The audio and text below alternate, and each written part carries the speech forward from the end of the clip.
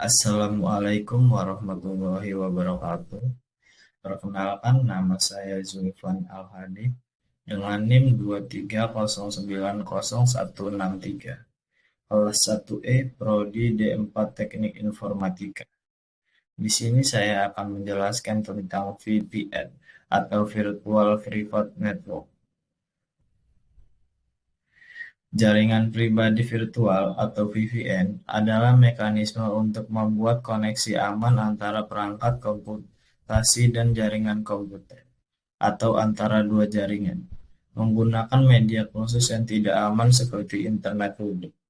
VPN dapat memperluas akses ke jaringan pribadi atau jaringan yang melarang atau membatasi akses publik kepada pengguna yang tidak memiliki akses langsung ke jaringan tersebut, seperti jaringan kantor yang memungkinkan akses aman dari luar situs melalui internet. Manfaat VPN mencakup keamanan, pengurangan biaya untuk jalur komunikasi khusus, dan fleksibilitas yang lebih besar bagi pekerja jarak jauh. VPN juga digunakan untuk menerobos sensor internet. Enskripsi adalah hal yang umum. Meskipun bukan merupakan bagian integral dari koneksi VPN, VPN dibuat dengan membuat koneksi virtual point-to-point melalui penggunaan protokol tunneling melalui jaringan yang ada. VPN yang tersedia dari internet publik dapat memberikan beberapa manfaat dari jaringan area luas pribadi atau WAN dari sudut pandang pengguna. Sumber daya yang tersedia dalam jaringan pribadi dapat diakses dari jarak jauh. Jenis VPN. Jaringan pribadi virtual dapat diklasifikasikan ke dalam beberapa kategori. 1. Akses jarak jauh. Konfigurasi host ke jaringan dianalogikan dengan menghubungkan komputer ke jaringan area lokal. Jenis ini menyediakan akses ke jaringan atau jargon perusahaan, seperti intranet.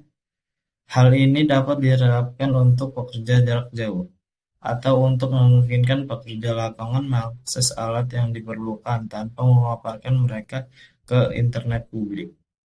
2. Situs ke situs. Konfigurasi situs ke situs menghubungkan dua jaringan konfigurasi untuk memperluas jaringan di seluruh kantor yang berbeda secara geografis atau menghubungkan sekelompok kantor ke instalasi pusat data.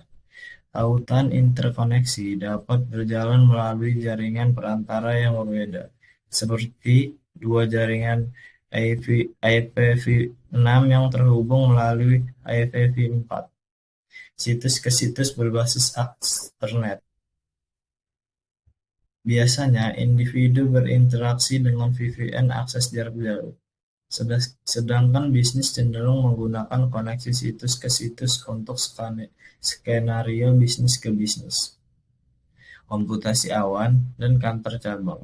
Namun teknologi ini tidak eksklusif satu sama lain, dan dalam jaringan bisnis yang sangat kompleks, dapat digabungkan untuk memungkinkan akses jarak jauh ke sumber daya yang terletak di lokasi tertentu, seperti sistem pemesanan yang berada di pusat data. Sistem VPN juga dapat diklasifikasikan berdasarkan sebagai berikut. Protokol penerangan yang digunakan untuk menyalurkan lalu lintas. Lokasi titik terminal terowongan, misalnya di tepi pelanggan atau tepi penyedia jaringan. Jenis topologi koneksi seperti situs ke situs atau jaringan ke jaringan. Tingkat keamanan yang diberikan. Lapisan OSI yang dihadirkan ke jaringan penghubung, seperti sirkuit lapisan 2 atau konektivitas jaringan lapisan 3. Jumlah koneksi simultan. Mekanisme keamanan. VPN tidak dapat membuat koneksi online sepenuhnya anonim, namun dapat meningkatkan privasi dan keamanan. Untuk mencegah pengungkapan informasi pribadi atau data sniffing, VPN biasanya hanya mengizinkan akses jarak jauh yang diautentikasikan menggunakan klarifikasi diperlukan protokol terowongan dan teknik enkripsi yang aman. Model keamanan VPN menyediakan kerahasiaan sedemikian rupa sehingga meskipun lalu lintas jaringan diendus pada tingkat paket, atau lihat sniper jaringan atau infeksi paket mendalam. Penyerang hanya akan melihat data terenkripsi, bukan data mentah. Autentikasi pengirim untuk mencegah pengguna yang tidak sah mengakses VPN. Integritas pesan untuk mendeteksi dan menolak segala bentuk gangguan pada pesan yang dikirimkan. Protokol VPN yang aman mencakup hal berikut. Keamanan protokol internet atau IPsec pada awalnya dikembangkan oleh Satuan Tugas Rekayasa Internet atau EITV untuk IPv6 dan diwajibkan dalam sebuah implementasi IPv6 yang sesuai standar sebelum RFC 6434 menjadikannya hanya sebagai rekomendasi.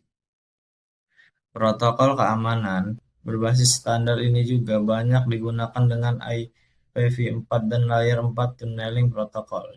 Desainnya memenuhi sebagian besar sasaran keamanan, ketersediaan integritas dan kerahasiaan.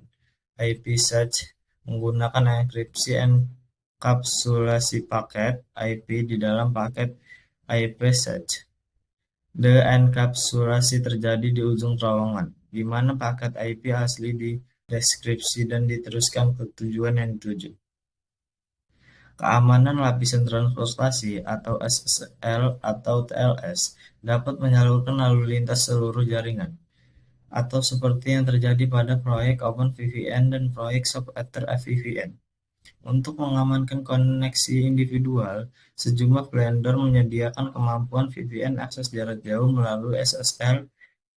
SSL VPN dapat terhubung dari lokasi di mana IPsec mengalami masalah, atau diperlukan klarifikasi dengan terjemahan alamat jaringan dan aturan firewall. Datagram Transport Layer Security atau DTLS digunakan di Cisco Connect VPN dan OpenConnect VPN untuk memecahkan masalah yang dimiliki TLS dengan tunneling melalui TCP atau SSL atau TLS berbasis TCP, dan tunneling TCP melalui TCP dapat menyebabkan penundaan besar dan koneksi dibatalkan. OpenVPN adalah protokol VPN terbuka dan grafis berdasarkan protokol TLS. Ini mendukung kerahasiaan maju yang sempurna, dan sebagian besar rangkaian sandi aman modern, seperti AIS atau Serpent, Tufis, dan lain-lain. Saat ini mungkin sudah ketinggalan zaman per Maret 2023. Sedang dikembangkan dan diperbarui oleh OpenVPN Inc., sebuah organisasi nirlaba yang menyediakan keamanan teknologi VPN. Crypto IP Encapsulation atau CIPE adalah implementasi VPN sumber terbuka dan grafis untuk melakukan tunneling paket IPv4 melalui UDP enkapsulasi. CIPE dikembangkan untuk sistem operasi Linux oleh Olaf Tiff dengan port window diimplementasikan oleh Damon K. Wilson. Pengembangan CIPE berakhir pada tahun 2002. Autentikasi.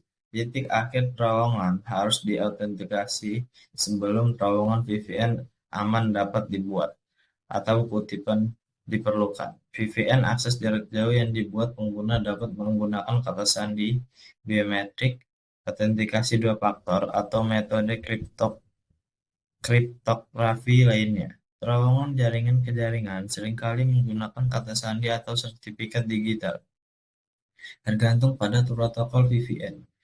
Mereka mungkin menyimpan kunci untuk memungkinkan terowongan VPN dibuat secara otomatis, tanpa campur tangan administrator. Paket data diamankan dengan pemeriksaan kerusakan melalui kode autentikasi pesan atau MAC, yang mencegah pesan diubah atau dirusak tanpa ditolak karena MAC tidak cocok dengan paket data yang diubah. Perutean. Protokol tunneling dapat beroperasi dalam topologi jaringan point-to-point. Namun secara teori, hal ini tidak dianggap sebagai VPN, karena menurut definisi VPN, diharapkan mendukung kumpulan node jaringan yang berubah-ubah dan berubah-ubah.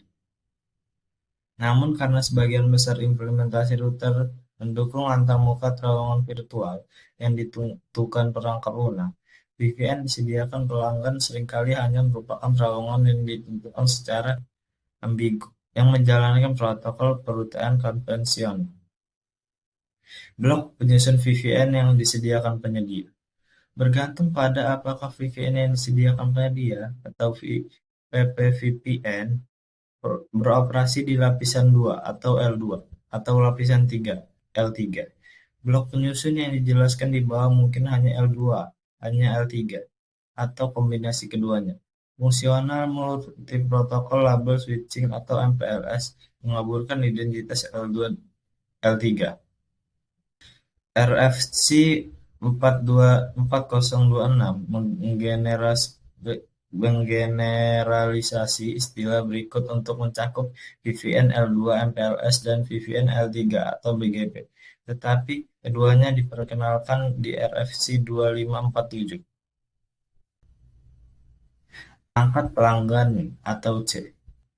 Perangkat yang berada dalam jaringan pelanggan dan tidak terhubung langsung dengan jaringan penyedia layanan.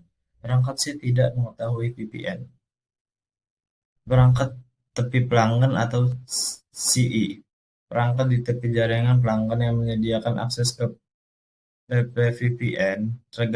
Terkadang ini hanyalah titik demarkasi antara tanggung jawab penyedia dan pelanggan. Penyedia lain mengizinkan pelanggan untuk mengkonfigurasinya, seperti terlihat pada gambar sebelah kiri teks. Perangkat tepi penyedia atau PE. Perangkat atau sekumpulan perangkat di tepi jaringan penyedia yang terhubung ke jaringan pelanggan melalui perangkat CE dan menyajikan pandangan penyedia terhadap situs pelanggan. PP mengetahui VPN terhubung melalui dan mempertahankan status. Perangkat penyedia atau P. Perangkat yang beroperasi di dalam jaringan inti penyedia dan tidak secara langsung berinteraksi dengan titik akhir pelanggan manapun. Misalnya, ia mungkin menyediakan perutean untuk banyak terowongan yang dioperasikan penyedia milik PPVPN pelanggan yang berbeda. Meskipun perangkat P adalah bagian penting dalam penerapan PPVPN, perangkat tersebut tidak sadar akan VPN dan tidak mempertahankan status VPN.